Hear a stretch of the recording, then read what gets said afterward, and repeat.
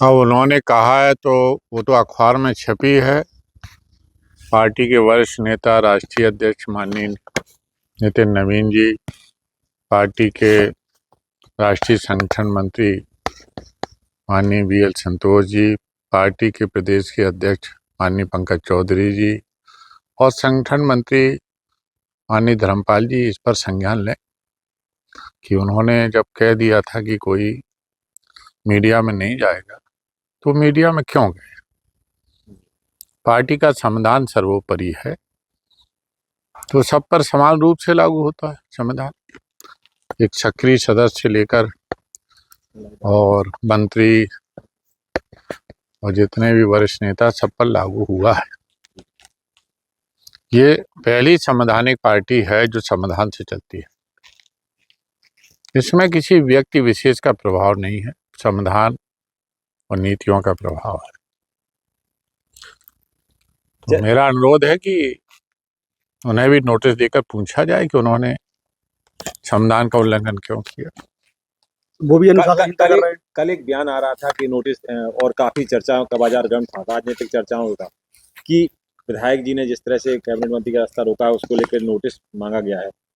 क्या किस तरह का नोटिस है और सहमत है इस तरह के नोटिस से अगर कोई जनप्रतिनिधि अपने क्षेत्र की आवाज उठाता है? अब मुझे तो पता नहीं नोटिस मिला कि नहीं मिला। अखबारों में मैंने पढ़ा, नोटिस की कापी अभी तक देखने को नहीं मिली। विधायक जी तो मेरे पास है नहीं है, ना मुझसे बात हुई, ना उन्होंने मुझे बताया कि नोटिस मिला। नोटिस मिला होता उसका जवाब दे देंगे। वो तो सत्य की लड़ाई लड़ रहा, पानी की लड़ाई। अब लोग उसे जात की लड़ाई में तब्दील कर रहे हैं। पानी की भी कोई जात होती है क्या? कोई धर्म होता है? पानी हिंदू भी पीता है, मुसलमान भी पीता है, लोधी भी पीता है, कुर्मी भी पीता, पंडित भी पीता, दलित भी पीता। पानी की लड़ाई बुंदेलखंड में बहुत पुरानी है। जब मैं 89 में सांसद बना तब मैंने संसद में लड़ाई लड़ी थी पानी की। तब तो इतना कि 10 किलोमीटर दूर से पानी भर के लाती थी महिलाएं। तब मैंने कहा था कसम मर जाए पर गगरी ना फूटे, ये बुंदेलखंड में कहावत थी। आज माननीय मोदी जी के आशीर्वाद से इस समस्या का समाधान काफी हद तक दूर हुआ और इसीलिए 20,000 करोड़ की माननीय मोदी जी ने नमामि गंगे परियोजना चलाई।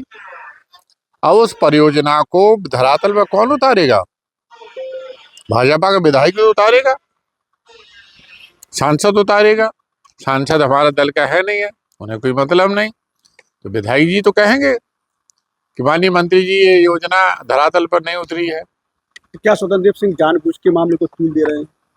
अगर एक बार अनुशासनहीनता को लेकर चर्चा है तो सच में अनुशासन। आज देखिए, मैं सबसे कहता हूं कि निंदक नीरे राखिए आंगन कुटी छवाए, बिन पानी साबुन बिना निर्मल होत सुभाए। जो सच्चाई कहने वाले लोग हैं उनको अपने पास रखिए। आजकल नेता चापलूसों से घिर जाते हैं। बहुत सुंदर सड़कें हैं साहब, इतनी सुंदर सड़कें बनी कि आपको शीशा रखने की जरूरत नहीं है, सड़कों पर चेहरा दे सकते हैं। ऐसे स्लोगन मैंने कई बार ये नेताओं से कहते सुने। अब तो आपकी 425 सीट आ जाएंगी तो 10 साल पर जब भाजपा की सरकार नहीं, मैं तब की बात बता रहा हूँ।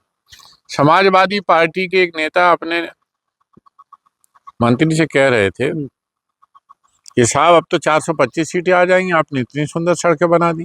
तो मैंने कहा मानवर 403 ही सीटें बची हैं, 425 कहाँ से आ जाएगी? तो चापलूसों से सावधान रहना चाहिए। ये तुलसीदास जी ने भी कहा है, सचु वैद गुरु तीन जो प्रिय बोले भयास, राज धर्म तन तीन को होए बेगनास। यदि मंत्री राजा से चापलूसी करता, भयभीत होकर सच नहीं बोलता है, वैद्य जो आपका इलाज करता है वो सही नहीं बोलता है, और गुरु आपको सही मार्गदर्शन नहीं देता है, तो राज का, तन का और धर्म का जल्दी ही नाश हो जाएगा। इसलिए सच्चाई सुनना चाहिए नेताओं को, चापलूसों से दूर रहना चाहिए। ज्यादातर मंत्री लोग होते हैं चापलूसों से घिर जाते हैं। बहुत अच्छा, बहुत अच्छा।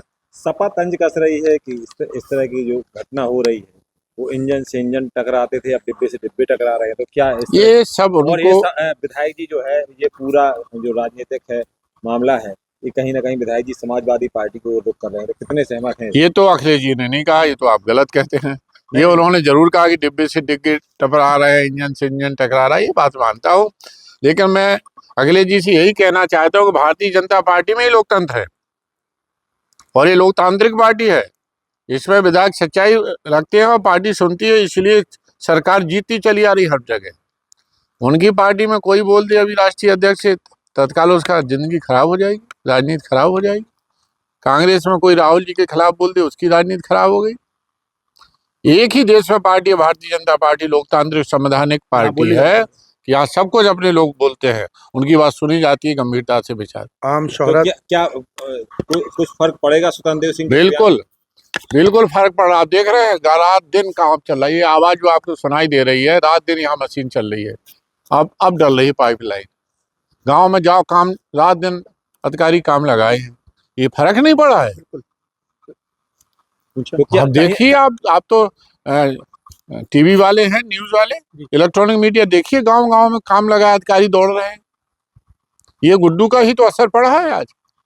आम शोहरत है, जिस तरीके से मीडिया में भी छपा है कि विधायक जी सपा में जाने का प्रयास। अरे भाई, मैं कह रहा हूं कि उसके अंदर हिंदुत्व है, वो हिंदुत्व की राजनीति करता। मैं दलित पिछड़ों की करता था, जहां भी जाता हूं आज भी करता हूं। वो हिंदुत्व की राजनीति, हिंदुत्व के लिए जीता है, हिंदुत्व के लिए मरता है। भारतीय जनता पार्टी में जिएगा, यही मरेगा, उसने कह दिया। वो बुंदेलखंड के लिए जीता है, बुंदेलखंड के लिए मरता है। 25 साल से उसने आंदोलन चलाए, खून बहाया है बुंदेलखंड के लिए, जेल गया है, लाठियां खाई हैं, उसके अंदर पीड़ा नहीं है। और वो विधायक बना तो बुंदेलखंड की समस्याओं के लिए बोलेगा नहीं। लोग क्या कहेंगे उसे कि विपक्ष में थे, अखिलेश जी की सरकार थे, तुम बहुत उपद्रव करते थे, रोड जाम करते थे, अनशन करते थे, अब चुप हो गए, तुम्हारी सरकार है। उसका नैतिक जिम्मेदारी है कि बुंदेलखंड की समस्याओं को लेकर मंत्री, मुख्यमंत्री, प्रधानमंत्री से जिसे अवगत कराए। ठीक है, थोड़ी बहुत स्लिप और टंग हो गई है, उसकी जबान से माननीय मुख्यमंत्री जी के बारे में कुछ निकल गया, उसके लिए वो क्षमा मांग लेगा। मैं क्षमा मांगता हूँ माननीय मुख्यमंत्री जी से। हम तो पार्टी के हित के लिए बोल रहे हैं, इसमें मुद्दा क्यों बनाया जा रहा, इसमें बवाल क्यों हो रहा? हम सच्चाई बोल रहे हैं, मेरा बेटा सच्चाई बोल रहा है।